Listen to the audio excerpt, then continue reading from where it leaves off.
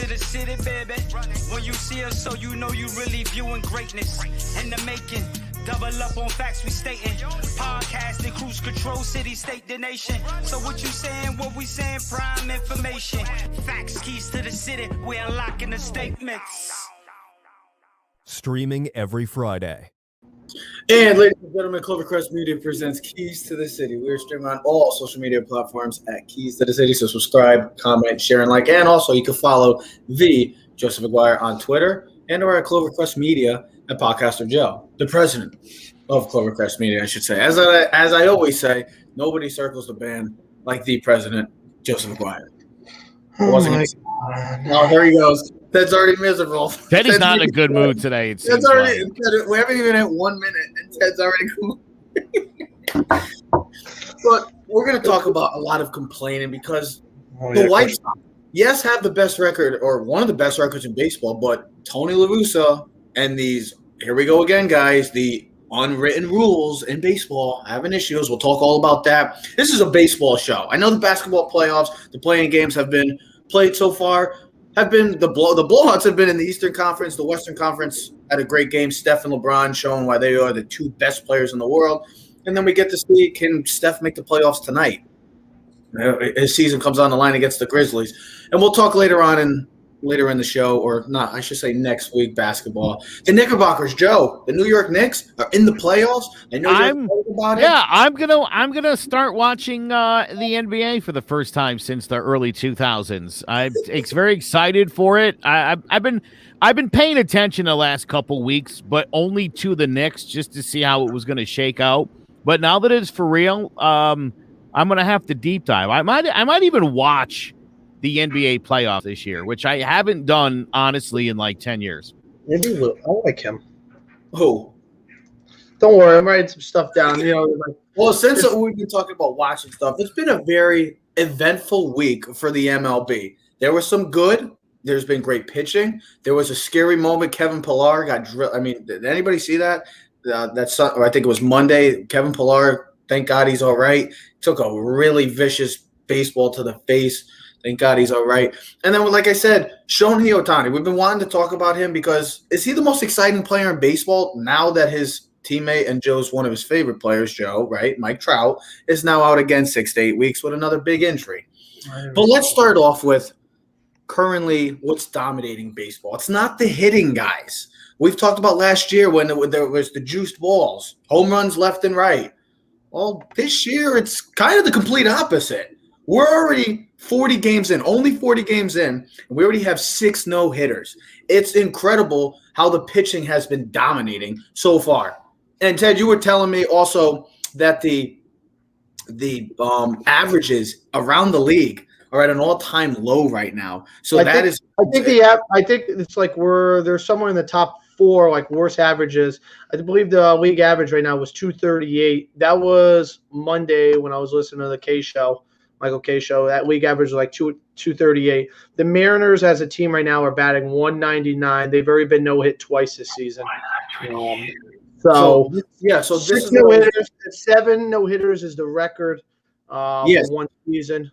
And we've only played, give or take 41 to 43 games, give or take, between, teams and whatnot. But so here's some stats. It's very interesting. What do you got for me, homie?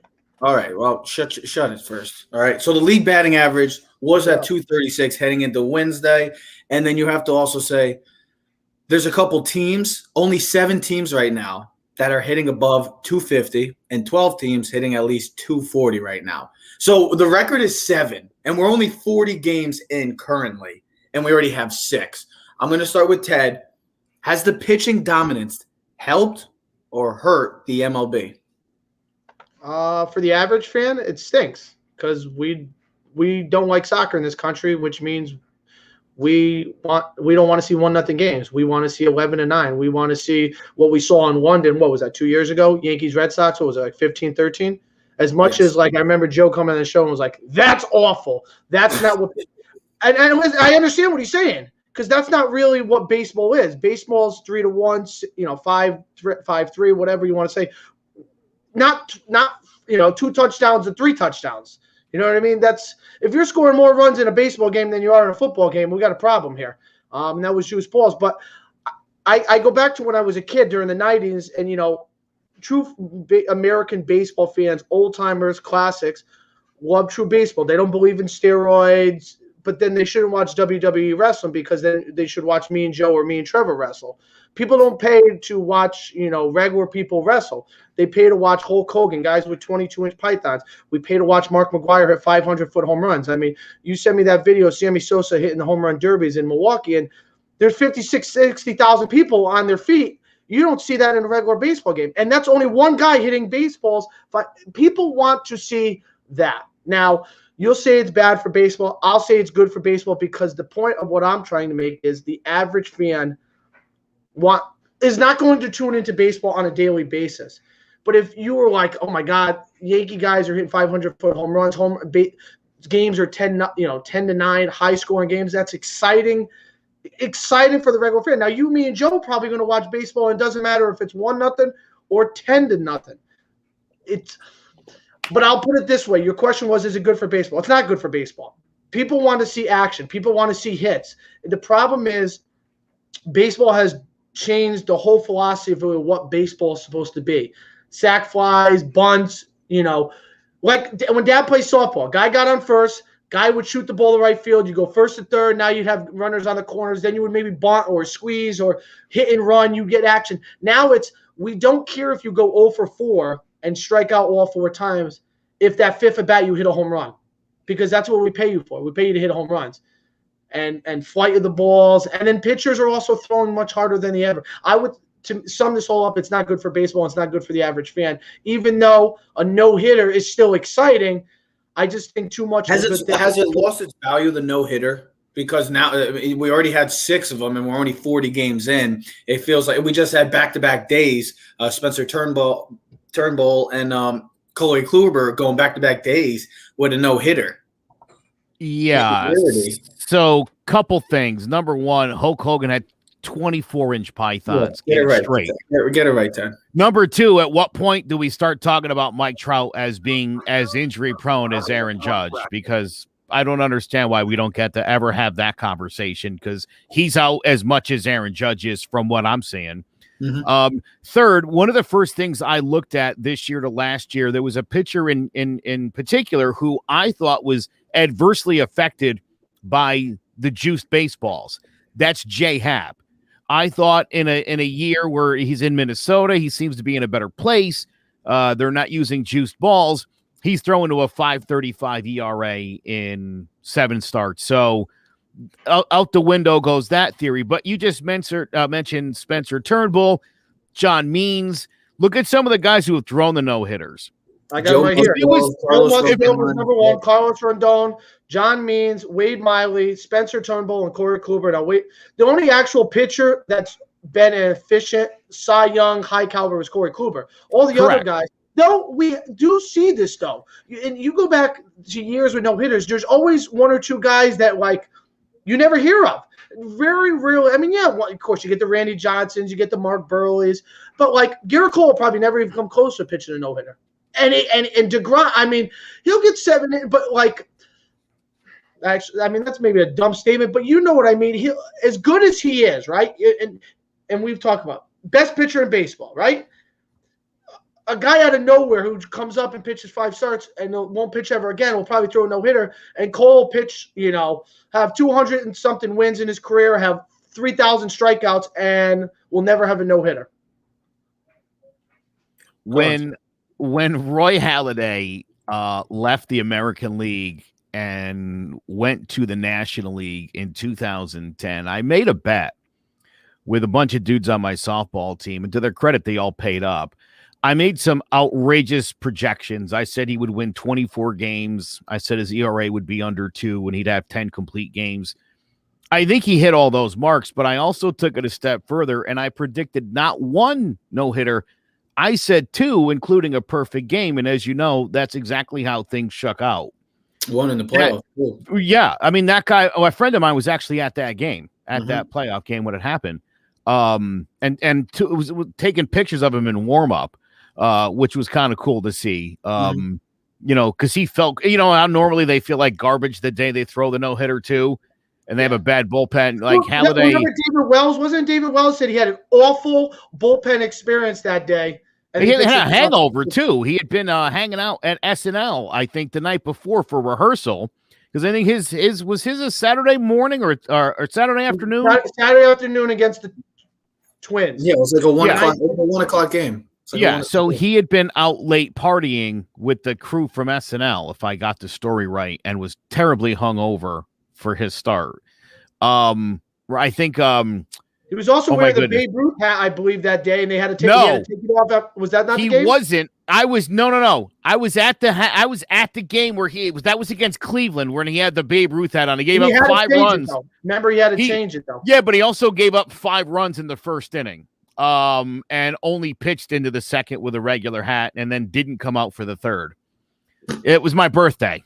It was a birthday present I had gotten, was to see my man David Wells pitch, and then he announced the hat, and then it was a terrible day. I like what's happening in baseball, and I think it's important for Yankee fans in particular to know it's not just the Yankees that suck. Nobody's hitting. All across baseball, this is going on. It's a problem for baseball. And for whatever reason, I mean, I guess when Moneyball came along, I understood. You want guys on base, you don't want to give away outs. Yeah, okay. This idea that you can strike out 180 times each is absurd. Mm-hmm. I mean, one of the things we've always talked about in baseball is sort of giving yourself up, getting a runner over, productive outs. Teams that make productive outs win games. Teams that play great defense, right, win games. You can make up for a mistake on the base path if you play good defense. All right, now, I mean, the Yankees have made the most outs on the base paths this season. That's going to catch up to them, Joe. And the double plays are, I think banged in 7 double plays the other night in one game. How do you do that? Guys get picked off running extra. I mean, Gio the other day comes in, pitches, then gets thrown out. Like, they've made so many critical, and it's going to bite them. Quick question, though. Go ahead. No, all I was going to say is, because we're on this topic, did any of you guys read the topic that Sports ESPN put out about baseball, the one I sent you guys about the strikeout, how bad for baseball? It was like a long thing I sent you guys in the message. Did you read that? I read it. I mean, Tony Gwynn never struck out 40 times in a season. Lou Brock had 99 strikeouts one year and sat out the last game of the season, so he didn't strike out 100 times. That's Ted Williams never struck out. Like, guys, Joe DiMaggio has more home runs in his career than he does strikeouts. Yeah, and they've never had, and those are like the guys. Now I know those are Hall of Famers, okay, but I guarantee if you go back, there was a lot of guys back that would never strike out 4 times. Judge and Stan strike out 4 times, or they're very strong. Well, there was also a time where striking out was an embarrassing thing to do. It was embarrassing for me. I mean, there's a lot of guys in the history of this sport that the reason they didn't strike out was they feel like that is the most worthless thing you can do. And so for the analytics guys of today to be like, no, don't listen to Joe DiMaggio and Tony Gwynn and Wade Boggs. You can strike out a ton. I'm sorry. Again, I see the analytic people don't know what they're talking about. This is not good for baseball. It's not fun to watch. I enjoy it. I mean, I'll watch a 15 strikeout game every night. Well, I am watching 15 strikeout games every night. Here's another thing, though, talking about the horrible offense. The Yankees already at this point in the season have scored 2 runs or less 14 times. But the good news, their record is 5-9. That's the best record in baseball for teams that have scored 2 runs or less in a game. I mean, look at yesterday's game, 2-0. There you go. Yeah, so you can bitch and cry, they only scored 2 or 3 runs a game. Yeah, well, they're winning the games. Oh, no, I know. At the end of the day, the games, you won 2-0. At the end of the day, it in any sport, doesn't matter how it comes about. A win's a win. I don't care. Right. Ugly win, good win, 15-0, 1-0. You scored on a pass ball, and that was the only run of the game. Who cares? A win's a win. And that's what it comes down to. A win is a win. And we always talk about team. We talk about in football. Sometimes there's bad wins. Look, let's that makes a big. Now, Trev, you asked a question. Joe, you said You like it or you don't like it? He likes it, but he thinks it's hurting baseball. Whereas last year, I mean, we should also I have don't the same mind it. argument. A year ago, we had the same argument for the opposite reason. It was the long ball. All of I us thought it was embarrassing last It was year. the long ball or it was a strikeout. That's all it felt like last Yeah, year. but that's Now, all there's now anyways, though. It's no Huh? different. There's just less of it. Much Yeah. less on the home run front Well, that's and a right. lot Less more on of the the home run. strikeouts. But here's the thing. Look, you used juice balls last year. You used them in 2019. Mhm. So for 2 years, these guys have been just loading up, launch angling, right, to hit 120-mile-an-hour grounder and all that nonsense. And now you're like, here, regular balls again. How did you think this was going to go? I've been saying this the whole time. When you switch back to regular baseballs, what's going to happen exactly? What happens when the Twins don't hit 300 home runs this season? The worst Well, record you in already baseball. see what's going on. They're terrible. Yeah. Yeah. They're tied with the Rockies for the worst record in baseball. And it's the same group of players they've had the last couple of years. So you're like, what's going on here? Again, it's the baseball.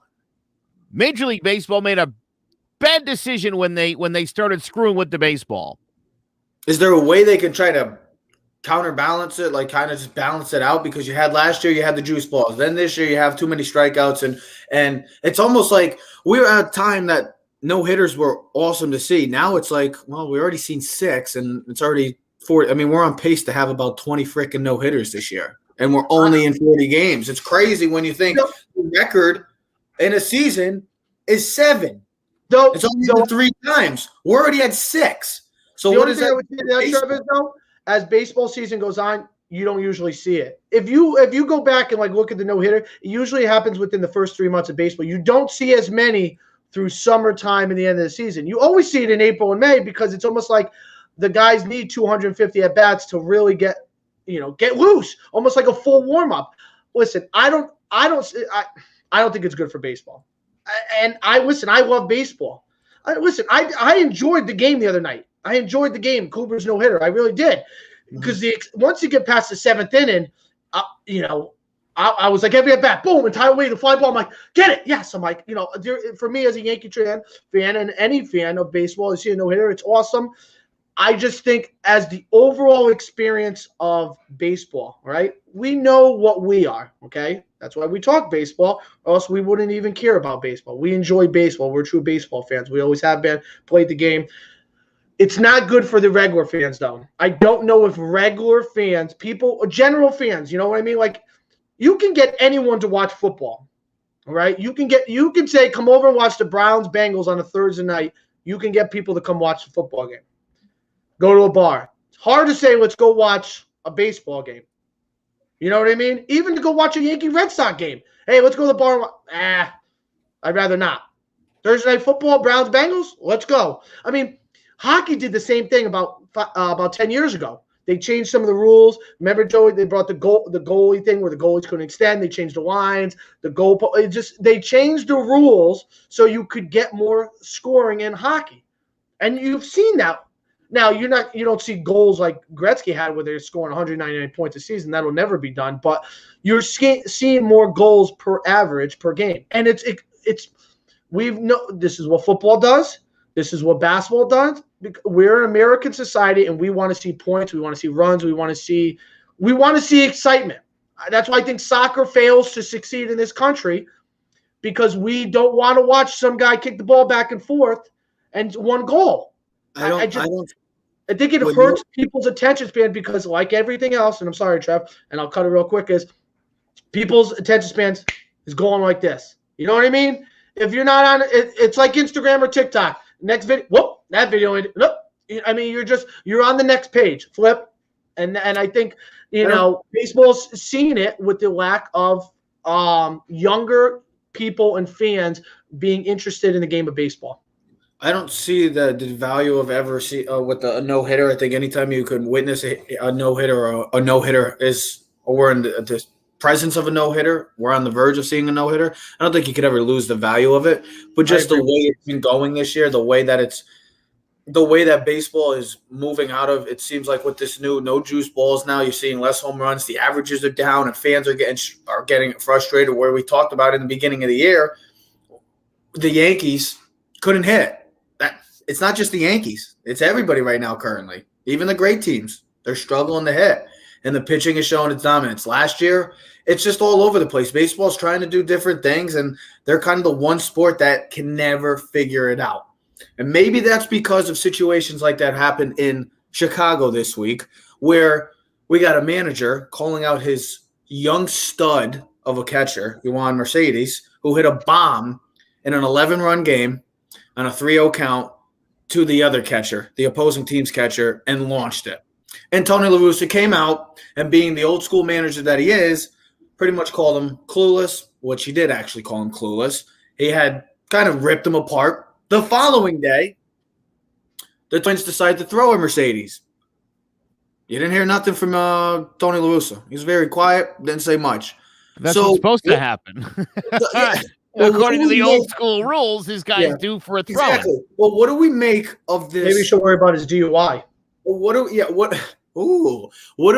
we make of this? Because remember last year when we talked about this, actually, the same type of situation where it was a 3-0 count and Fernando Tatis Jr. hit a grand slam against the Texas Rangers, and they complained about it. And I think it was a 12-4 game, something like that to the score, and they ripped it.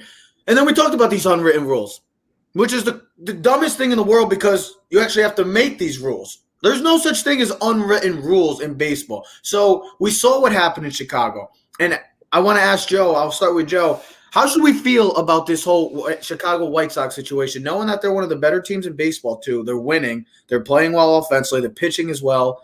But you got this issue going on between Mercedes, the young star, and the manager La Russa, and the so-called unwritten rules in baseball. Well, let me first start off by quoting a tweet from the scholar Trevor Bauer. Dear hitters, if you hit a 3-0 homer off me, I will not consider it a crime. Dear people who are still mad about a hitter hitting, kindly get out of the game. Can't believe we're still talking about 3-0 swings. If you don't like it, managers or pitchers, just be better. Listen, late in a game, you're down 10-0 in the ninth inning. Is the other team trying to hit home runs to come back from that 10-0 deficit? Or are they just bunting the ball back to the pitcher, sort of like a quarterback kneeling it, so we can all, the game's over? I can't get a guy on first at the top of that inning and steal second, but you can come up and score 10 runs in the bottom of the inning, and what? I'm supposed to let you stay in the game and catch up? You want to put a position player on the mound? Get what you get. Tony La Russa should not be in baseball anymore, obviously. CC Sabathia, I can't even read what he wrote about it because it was nothing but expletives. Well, Joe, you got to get your players back. I mean, these are unwritten rules. Well, your guy didn't do anything wrong. Sorry, Joe. Did you see what Lance Lynn said, right, in the post-game press conference? No. White Sox pitcher, Lance Lynn. So he said, well, if you don't want him to hit a home run, then put a real pitcher in there and try to strike him out. Don't put a position player out there. Here's the other thing. That was the slowest pitch home run since they started tracking velocity in 2008, 47 miles an hour. Somebody also, I saw one of the baseball. Do you realize how hard it is to hit a 47-mile-an-hour fastball? Well, I don't know if you call it fastball. A ball 427 feet. Do you realize how hard that is? It's generating a lot of power from where there was none. Yeah. He's also leading the league in batting. Now, I know La Russa also said, well, one home run could make the difference. It could make a difference down the road if he has 29 or 30 with base incentives because he's an older guy. I think he's 26, 27 years old. His arbitration, he won't be 30 until he becomes a free agent. But you don't know down the road if that home run could be the difference in an extra $1 million bonus. That's why in hockey, they were still playing extra games in Vancouver and Calgary. Even both teams were out of the playoffs. Playoffs were going on. They're just playing regular season games, which mean nothing. But it means something when it comes to the contract and things. If guys score goals, and how many games played, that all comes down to money. I will say this: throw a real pitcher then, or just accept the consequences. This is not Little League baseball. All right, I agree.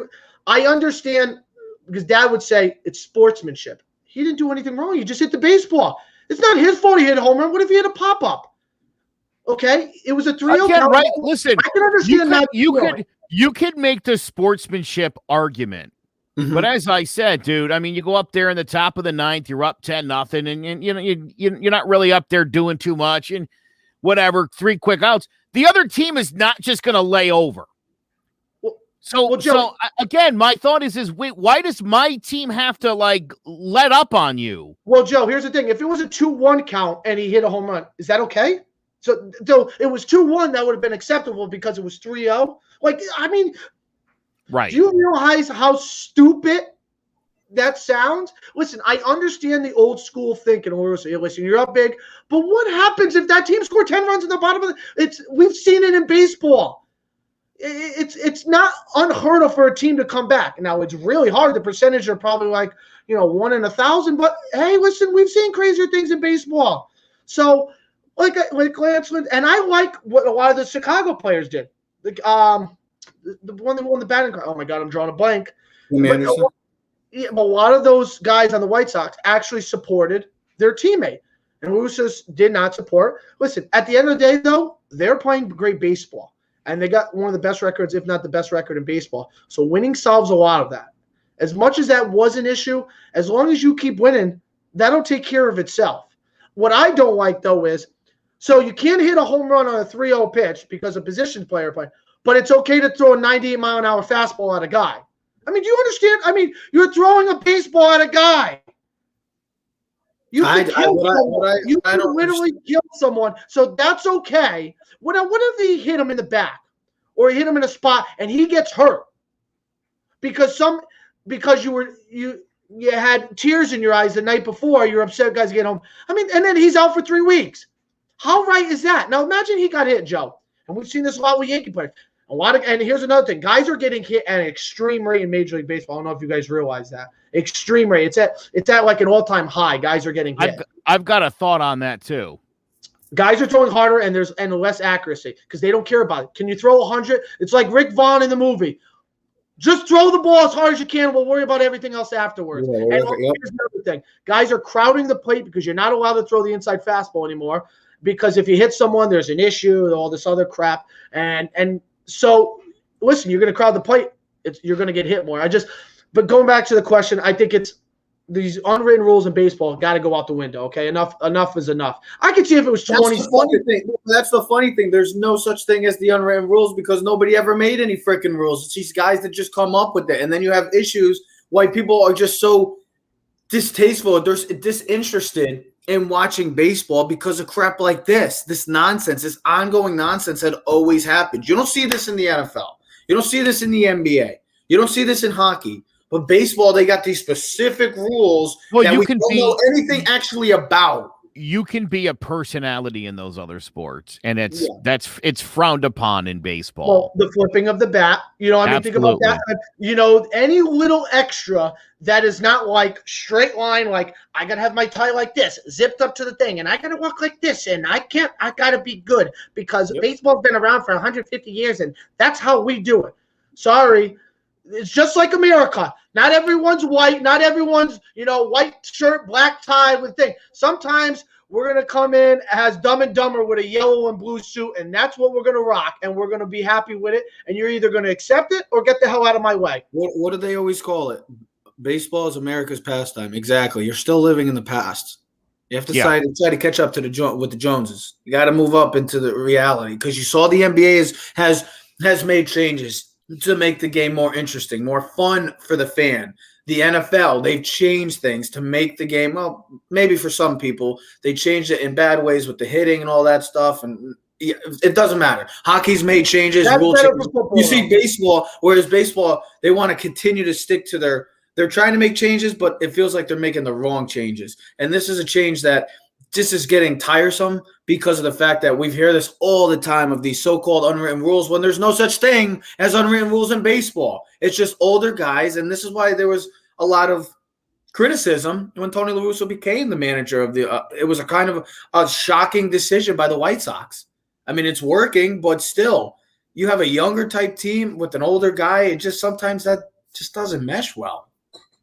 That hasn't worked since the 2003 Marlins and Jack McKeon, who was 650 years old when he took over that team. But that was a team that needed a dad. The White Sox got like a mean, racist, drunken uncle. You know what I mean? It's not the father figure you want. He's like a mean stepdad. They are winning, and that's, I know that. They're winning, but I'm telling you right now, this is a team that's really talented and really good. They'd be winning for anybody. I don't think they're winning for Tony La Russa. I think they're winning in spite of Tony La Russa. And look, that's not to say that Tony La Russa doesn't understand the nuts and bolts of baseball. There's a reason he's a Hall of Fame manager. Mm-hmm. But this isn't 1985, dude. Right? I mean, he never managed Ricky Henderson in his career. No, he did in Oakland. And they clashed. And Mark McGuire and Canseco. He was part of the steroid guy. Didn't, again, right? I mean, he's it's funny what he's willing to look past and things that he wants to point out. Again, to me, I hate Dusty Baker. I've hated him since I was a kid. Single-handedly beat the Yankees in the 81 World Series. But I've never liked Dusty Baker. Dusty Baker came out and tried to defend something he had nothing to do with in Houston. Yep. I hate him, but that's what a manager does. A manager goes on TV and says something stupid like, well, it was just a couple of trash cans and just a couple of guys. Most of them are gone. Are we good? I mean, he did the best he could to support that team. For Tony La Russa to call, like you said, his player clueless. Yeah. I'm sorry. I would have walked into your office and I would have probably punched you in your mouth. I would have just been like, why? You're just not defending me? You're just not going to defend? I'm literally on your team and you just want to call me like. Well, it's good that the players supported him, though. Listen, it just speaks to the disconnect of the younger players and then some of the older managers and the philosophy of baseball. You know what I mean? I mean, I guarantee, though, if they did a poll of managers, I bet it'd be 50-50 of where they would be on the side of La Russa and then the opposite side, to be honest with you. I just think because La Russa said a take sign and he didn't listen to the take sign and it was a 3-0 count. I just think it's ridiculous that baseball has always this nonsense. It's like little stuff like this that just kind of gets me as the avid sports fan that I am, gets me irritated. So how can a person, the regular fan that really doesn't watch a lot of baseball, see this and they're like, oh, well, this is the reason why I don't want to watch baseball. This is how it is. Why? Is it because it was 3-0 and 12-0? Listen, we've seen the Yankees be down. It was a combination of both. No, I know. And we've seen position players pitch before and guys hit home runs. We've seen they were up 11 runs. It was 15-4 late in the game, and it was a 3-0 count. So that's the main reason. I'm just kind of, as a manager, to not defend your player. Yeah, he might have done something that you're not supposed to, but still, to not defend your player. That's not the way to do it. That's not the way to do it, especially for a young team that they have and a team that's winning. Yeah, winning solves everything. But when it gets down to when it comes to playoff time and you have situations like that, how's the team going to react to it? Because that team looks like they're going in the right direction. And especially with players being out. Yeah, they got some of their star players out too, and they're still winning. But we always thought that with this move, this kind of out of the blue kind of move by the White Sox to sign Tony La Russa, it was kind of to catch off guard. And situations like this are going to happen because Tony La Russa is a by-the-book guy. And it's just the way baseball is, the way it's changing, sometimes you just got to let it be and stop with these damn unwritten rules there's just no such thing as. Why baseball fans, why people get annoyed with baseball is because of situations like this. But why people want to watch baseball is it because of a guy that's going in LA that's dominating right now. No, we are not talking about Mike Trout because, yes, when Mike Trout was on the field, he is one of the most exciting players in all of sports. That's when he's on the field. And once again, Mike Trout is going to be out 6 to 8 weeks. But it's not Mike Trout we're talking about. It's Shohei Ohtani. And we knew about this kid a couple of years ago. This kid was going to be the next big thing because he was multi-talented. He can hit the crap out of the ball, which he's doing right now, leading the league with 14 home runs. And also he is pitching lights out with a 2.37 ERA as well. So what I want to do, I'm going to ask both of you guys, we're all going to give our top 5 most exciting players in sports currently right now. And would you have to say that Shohei Ohtani is the most exciting player in baseball, Joe? Well, he's on my list of the 5 hottest young players in all of sports. Yes, I think that he's got to be. Teddy and I were talking before we went live. What happens with this guy in a few years? At what point do maybe they tell him he's just got to be a position player? Maybe they won't. Maybe they will. They made Babe Ruth, so got to figure they're going to make Shohei Ohtani do that at some point. He's only making $3 million a year right now, too. We should add. So he's a bargain basement player who's also pitching and hitting a ton. I don't know. Was it Stephen A. Smith, I think, showing off his ignorance of sports as usual, was dogging Ohtani for the 271 average. It's like, are you paying attention? 271. That's like 320. That puts you, that puts you in the batting race right now. I love Shohei Ohtani. I certainly wish the Yankees would have shown a little more interest when he was available. I'm impressed by. There's that guy in the minor leagues that throws with both hands. Have you seen him? Yeah, that kind of dude. I mean, a guy that can play 2 ways. You pitch right and left-handed. That's awesome. Deion Sanders, Devin. I mean, you give me a guy that can play offense and defense and can throw right. And I mean, I want that guy around. We'll find something for that guy to do.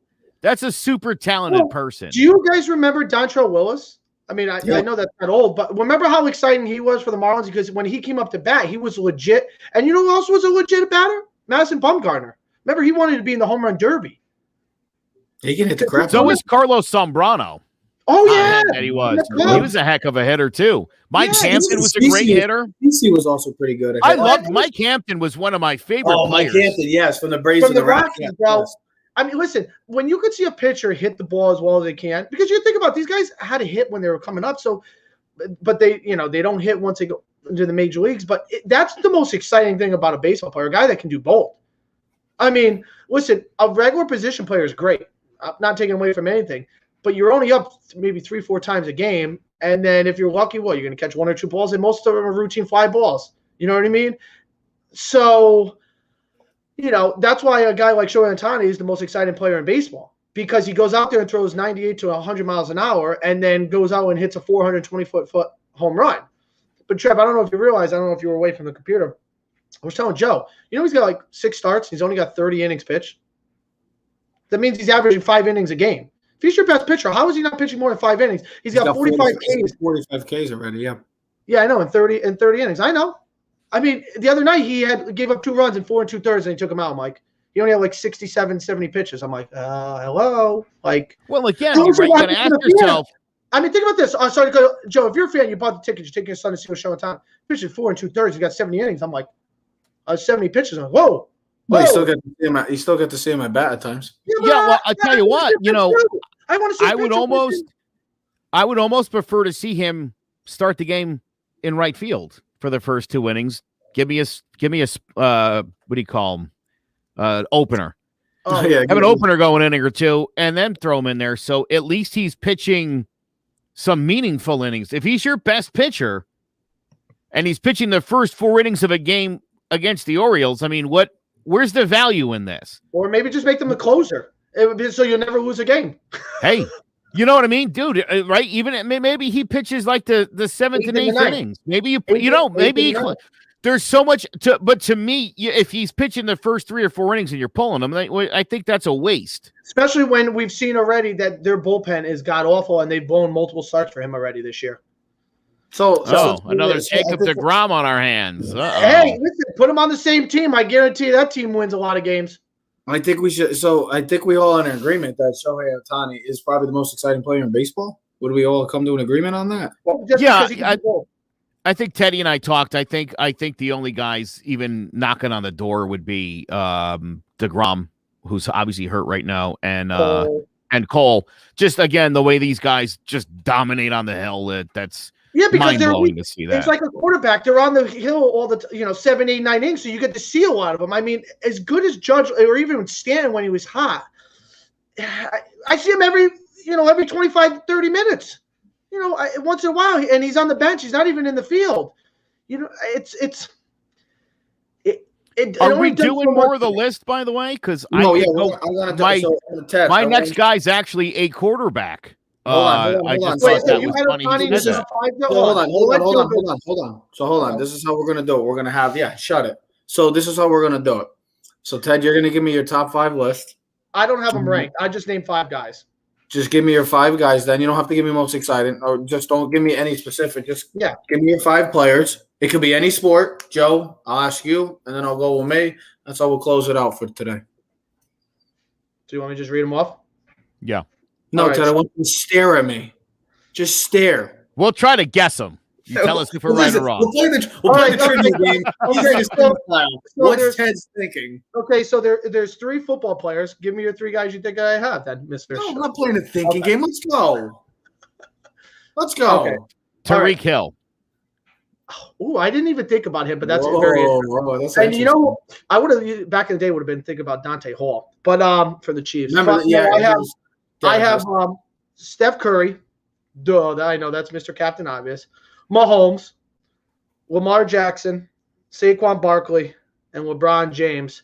But my 5B is Damian Lillard. Wow. I know you said only 5, but I had Damian Lillard as 5B, especially in the playoff time. I love watching him. And I just don't see enough of him because he plays in Portland. And that's a guy that I would love to see like in New York next year playing with the Knicks. Because I think when we talk about Ohtani and Trout and all those other guys, they are phenomenal. But imagine playing in a big market where you're on national television more than 5 times a year because you're on a Sunday Fox game in baseball. Imagine being on Yes Network or the Yankees, Trout or Ohtani. Their publicity would blow through the roof. So give me your top 5 one more time. Give me your top 5 again. Steph Curry, but there's no particular order. Patrick Mahomes, Lamar Jackson, Saquon Barkley, LeBron James, and my 5B was Damian Lillard. Okay. Joe. So what I ended up doing, and I didn't even realize it until my list was done, I actually picked the most exciting guy per sport. Is how this ends up breaking down, I guess. I have Steph Curry, Pat Mahomes, Shohei Ohtani. Then I also included Kamara Usman, and he went UFC on us, and I didn't even think Terrence Bud Crawford. Oh, okay. You went boxing, no hockey. I'm surprised. No YouTube, no YouTube. There's guys? nobody right now in hockey. I feel like there's not a guy that's like. Yeah, but Connor McDavid plays for Edmonton. He doesn't play for any of the big teams, so he gets lost in the shuffle. The best player right now is the kid McKinnon for Colorado. He's unbelievable. They have the best record. Nathan McKinnon. Yeah, Nathan McKinnon. Sidney Crosby's lost a thing, so he's not the same type of player. Ovechkin still scores goals, but it's their team is loaded. But there's not one person in hockey in particular that stands out. That really, for me too, because I thought about hockey. That was like, all right, who stands out? But I'm like, nope, no one. So So my top 5 would be Steph, obviously. I'd have Mahomes, Lamar Jackson. I have Russell Westbrook. And then I would have, for my 5th one, I would have Zion Williamson. I'm gonna pick Zion. I didn't know we were looking for plodding, slow, fat, unathletic guys, but okay, cool. I think so. I think he's an exciting player. I'm just kidding. No, whatever. No, I mean, look, there's exciting players left and right in all the sports, but I really like Russell Westbrook. I think he's incredible every time he has the ball in his hands, whether that's good or bad sometimes. It could be a turnover, but he does things. I just love Damian Williams be able to shoot from all over the court, just like Curry. Those two guys, especially in let me ask you that. Who do you think, realistically, is the most exciting player in all of sports? If you had to pick one guy, if you really had to think about it, if you could go to any sporting event, if you could go to one game, and you got to see one player, honestly, who would it be right now, currently? I think that the choice of most people, and I think the one I would be most likely to take would be Pat Mahomes. Oh, wow. I do think what that guy's doing is like next level. And I mean, again, sort of like with Steph Curry, and maybe my answer would be different like 8 years ago. Maybe I would have said Steph Curry. No, you got a guy LeBron. I think you got a guy who's fundamentally changing the game and changing the way the next generation of people are playing the game, right? I mean, the way people are playing basketball now, everybody's doing that these days. Everybody wants to be Steph Curry. And I think when it comes to quarterbacks in the NFL, the model, as great as Brady is Pat Mahomes. And I think the fact that Brady beat Mahomes, but yet the model is still Mahomes, shows you that people believe more in the Pat Mahomes style of quarterback than in the Tom Brady, drop back passer. So again, when you're changing the sport, if you start seeing more two-way players in baseball, then we'll have that conversation about Shohei Ohtani next. I was going to say, then you can use his teammate then because he's changing the game, Tyreek Hill, because everyone else is looking for the next Tyreek Hill. They were saying similar to what the Giants did. You're saying Tyreek Hill is the most exciting player in sports right now? No, I'm saying, though, what Joe's talking about in a different philosophy and a different question is what Tyreek Hill is doing, everyone's looking for. I read an article about the Giants, about why the Giants took Kadarius Toney, and it's the same similar reason why Tyreek Hill. It's the same thing. You're looking for that type of guy where you can get the ball in his hand and he's electric and he makes plays. That's why Oakland Raiders took Henry Ruggs. That's why everyone's looking for that one guy who's just you can't guard. He's unbelievable. He's just a different type of player. And Tyreek Hill is that type of player. So my guy, it's between LeBron and Curry. I think being able to sit courtside and see LeBron in person do what he does would be tremendous. A healthy LeBron, not LeBron right now, but a healthy LeBron. It would be LeBron James or Curry. I just think being able to see LeBron. Listen, mine would have been able to see Shaq. 7'1" Shaq, like just imagine because who the hell sees a 7? I mean, the guy that big walking around. I mean, I got a couple friends that are 6'5", 6'6", and it's pretty. I mean, but Shaq, you know what I mean? Just different freak of an athlete, different type. Well, do you remember when Shaq showed up? There was another guy very similar in size and structure to him named Stanley Roberts. And to see the difference, he was a big 7 foot, like 280-pound center who was in the same era as Shaq. To see that the way that guy played the position as opposed to Shaq, it showed you that Shaq isn't just a monster. He can move. He's an athlete. I mean, because we'd seen big dudes that couldn't do nothing underneath the net. Yeah, Shaq was super athletic, especially as young. I mean, could bring the ball up court. I mean, only thing he didn't do is shoot a free throw. But other than that, I mean, LeBron and Curry, just because here's the thing, I always said it. I don't think there's anything like, and I never will be able to sit courtside of a basketball game because it's the closest you'll ever get to an athlete in any sport. To me, the most exciting. The guy could be inbounding the ball, and I could stick my hand out and touch him. I mean, to me, the most exciting player in the game in all of sports right now is either Steph Curry or Patrick Mahomes. I mean, anytime you get to see a chance like that, like you said, Joe. The only problem with Mahomes is he's only on the field 1/3 of the time. I understand. But when he's on the field, man, you come to see. A lot of people want to go see players nowadays. There's not any loyalty with just teams anymore. It's about players now. That's what people care about. That's your generation. I understand. That's not a real thing. But I'm still my team guy. I mean, I love players. I know I'm a little young. I know that. But there's Stanley Roberts. Oh, he played for the Magic. How did I not know that? I was a Magic fan. Yeah, dude. I mean, he was like basically Shaq's backup, but same size, same build, and just no skills at all. I mean, I used to love Tracy McGrady when I was a kid growing up. I just think a basketball player, because he's on the court all time, all game long, you see him on offense and defense. I mean, like my ideal would be Michael Jordan. That would have been my number one person I could have ever seen. Courtside Michael Jordan basketball game at the Knicks. Give me Kobe. Bowl game between any time in the 90s. That would have been the. But right now, I would say it's either Steph or Mahomes because Joe, you said it. You hit it perfectly. Mahomes is changing the game just like the way Steph has changed the game in the history of basketball. I mean, starting at little kids. Kids, all they want to do is shoot. All they want to do is score now. Yep. Literally, Steph is the greatest shooter in the history of the game that we call basketball. And it's not even close. Mahomes is changing the game of quarterbacks now with the reason why guys like Zach Wilson are going in the top 2. That's why. Because they want to find the next Patrick Mahomes, a guy that can literally throw the ball while getting dragged down to the ground by a defender and almost make a play in the Super Bowl.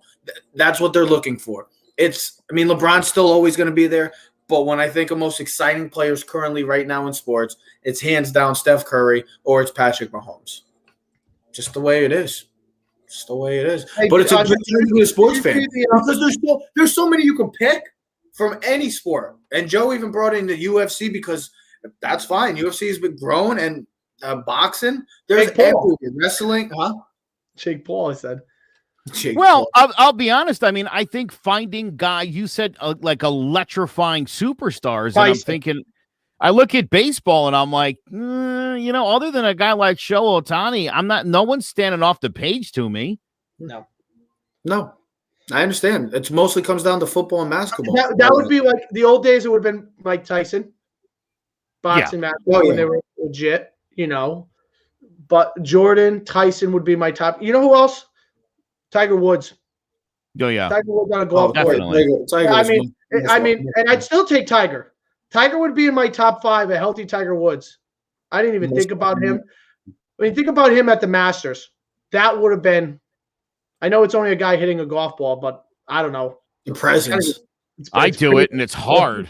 Okay, quick what anybody says. Quick question. I was just thinking about this the other day, and I was like, "What do you think's harder to do? Play golf or hit a baseball?" Play golf. And I'm talking professionally. Play golf. I've played holes of golf that are like what a professional would do.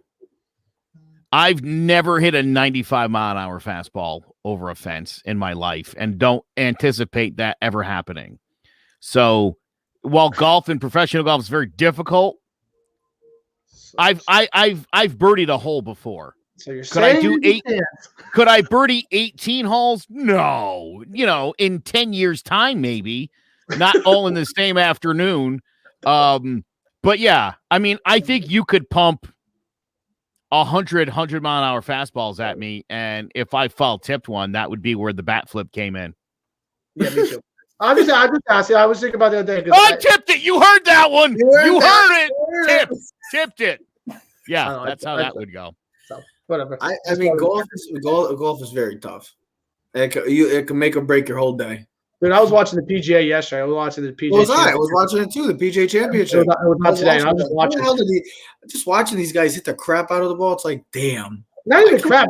I love like the chips from like in the dirt or the grass. I'm like, yep, now I'll put that 5 feet away and then roll. And I'm like, how did he do that? Can I do one more thing real quick? Yeah, I know everybody. You can do this because this is a thing. ESPN. Do you know where somebody else has a topic called the one more thing? Really? Some of our bees are taking our set. That is such a us thing. Does everybody know who the GM of the Chicago White Sox is? Used to be no. Hilarious. It used to be. Do you remember? Yeah, Ken Williams. His son played. Oh yeah. Ken Williams. His son used to play for the San Francisco 49ers. Yeah, he's the one that had the fumble. And the Giants went to the second Super Bowl. Thank you very much. So they got rid of Ken Williams and they hired Rick Hahn, who has, in my opinion, gotten rid of, I think, a lot of there used to be black and Hispanic managers at the White Sox. And obviously the GM was a black man. And now it's this very conservative looking white guy who went out and hired the oldest, most curmudgeon manager he could find for this young group. I mean, it's like, I really want to mold. I don't want these guys to be the fun-loving team that they were. I want them to be serious. You know what I mean? Again, it's that mentality that these guys couldn't sort of get their like they need a strict disciplinarian. And I do think inevitably this is going to blow up in the White Sox face. Mark my words. Well, they play the Yankees this week, so we'll see how good they are. This weekend? I hope so. Yeah, starting tonight, bro. 3-game set at the stadium. Oh, wait, they're playing in the stadium? I didn't know that. Well, you live in Tampa or in Florida, so what the hell would you know? Tampa. Don't get too excited, bro. Don't get too excited now. Ted's getting excited, right, Ted? But no, even Ted Williams said, I think is the hardest. I think Ted Williams even said the hardest thing to do is hit a round baseball with a round bat. Put shoulder pads. Yeah, if you were hitting a baseball with a flat surface, that would definitely help. Bongo. Imagine. Bingo, bongo, bongo, bing. Have you ever played baseball with a tennis racket where you use a tennis ball and a tennis racket is the bat? Well, I'll tell you, That'd be exciting. I love that, Trevor. Remember we played with the tennis ball and you used to see how far you can. Oh, that was great. Oh, those are that was the best. That was the best. We should post that poll. I wish we could post polls still on Facebook. Is it tougher to hit a golf ball? No, you can only post picture anti-pictures of Trump. There you go. I've got a couple I could send. By the way, I just thought of something the other day. Yeah, did you also hit Biden the other day when the lady said, "Can I ask you a question?" And he goes, "Yeah, if you stand in front of the car, I'll hit the gas and run you over." He goes, "Just kidding." What? Yeah, that's funny. You didn't see the video? It's hilarious. It's hilarious. Oh, of course, because it's Joe Biden saying it. No, because I know he doesn't really mean it. He wouldn't really do that. That's the difference. The other guy, I'd be like, "Watch yourself, lady. He's going to run you over." You, sir, he's himself over first. You lost a bet back in December, and as I recall, you're supposed to wear a T-shirt on this show, and you've never done it. It just hit me 2 days ago. I'm still waiting for it. Oh, I'm going to get it for you. I'm going to send it to Tampa or wherever it is in Florida you are. Apparently, I can't ask Teddy to find you. He doesn't even know. I'm MIA right now. I'm like Mike Trout right now. I'm MIA. Right now he's in Delray Beach. I'll tell you, that's unfortunate, though, about Mike Trout, though. Joe's probably just sitting back with a cigar, just like, yep, no, there's another, there's what I've been saying. It's what I just always say. And again, it happened. Yeah. But like I said, we'll talk about the NBA playoffs later in the week to see what happens this weekend. We got a lot of basketball going on. The Yankees have a big matchup against the White Sox. We'll see how they fare against the best team in the AL currently. So we'll see. It's a lot of going on. The NFL kind of in a dead period right now. We're just waiting and patiently waiting to see if Aaron Rodgers is going to be a Green Bay Packer or not. But everybody, we are Keys to the City. Clovercrest Media presents Keys to the City. We are streaming on all social media platforms. So everybody have a wonderful week. Ted, you as well have a wonderful weekend too. Check your last comment. Joe, I like your nice little shirt you got on. Thank you. I had a doctor's appointment earlier today. Sure you did. Everybody, we are Keys to the City. We are out. Yeah. All right. Yeah. Keys to the city, baby. When you see us, so you know you really viewing greatness in the making. Double up on facts we stating. Podcasting, cruise control, city, state, the nation. So what you saying, what we saying, prime information. Facts, keys to the city, we unlocking the statements. Streaming every Friday.